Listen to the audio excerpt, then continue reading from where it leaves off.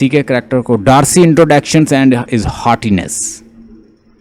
Darcy जो है हमें जब पहले सीन में इसको इंट्रोड्यूस करवाया गया है तो हमने देखा कि डार्सी जो है वो बहुत ज़्यादा हमने देखा कि वो बहुत ज़्यादा मुतकब्बर है, उसके अंदर बहुत ज़्यादा तकब्बर है।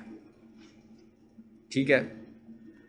एक्ट 1 में हमने देखा एक्ट इसके जो टोटल जो एक्ट हैं वो इसके 5 एक्ट हैं। ठीक है। एक्ट 1 के अंदर हम देखते हैं क्या होता है कि हमें इंट्रोड्यूस करवाया जाता है डार्सी एक प्राइड बंदा, प्राइड इंसान है। अगर उसे कोई मेल इंट्रोड्यूस करवाता तो शायद उसका कोई पॉइंट ऑफ व्यू देता। अब उसको किससे इंट्रोड्यूस करवाया जा रहा है, यानी उसके अंदर जो नैरेटिव देता है या उसके बारे में जो नैरेटिव बिल्ड करता है कैरेक्टर वो फीमेल होती है।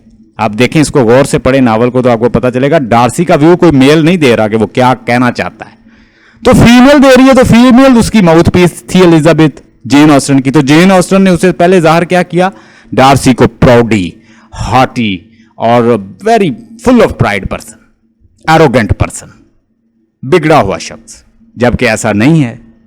वो खुद फ्रीवलस थी, उसकी लेडीज जो थी वो फ्रीवलस हैं। It is a truth universally acknowledge, a man in a good position, a man in a good position are possessions of a good fortune, must be need of a good wife.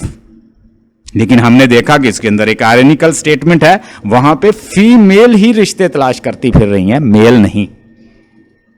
कि जो ज्यादा पैसा रखता है, अच्छी Fortune के साथ होता है, उसे एक अच्छी वाइफ की जरूरत होती है, बल्कि जिसके पास पैसा हो उसको उसकी जरूरत होती है किसी फीमेल को।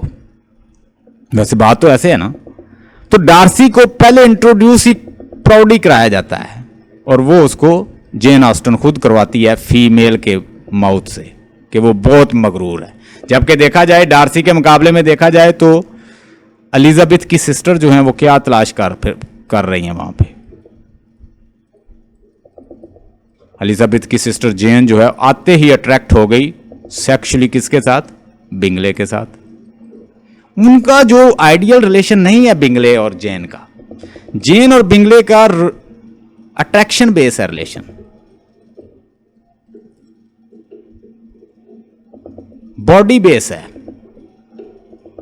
सेक्स बेस है और इन चीजों पे बेस करता है। कोई आइडियल रिलेशन नहीं है। इसको भी उसने लाइक नहीं किया कि नॉट आइडियल।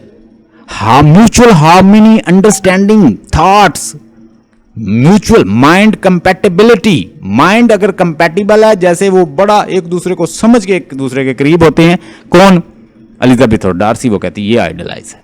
मिस्टर और मिसेस गार्डिनर का बड़ा आइडियलाइज रिलेशन है।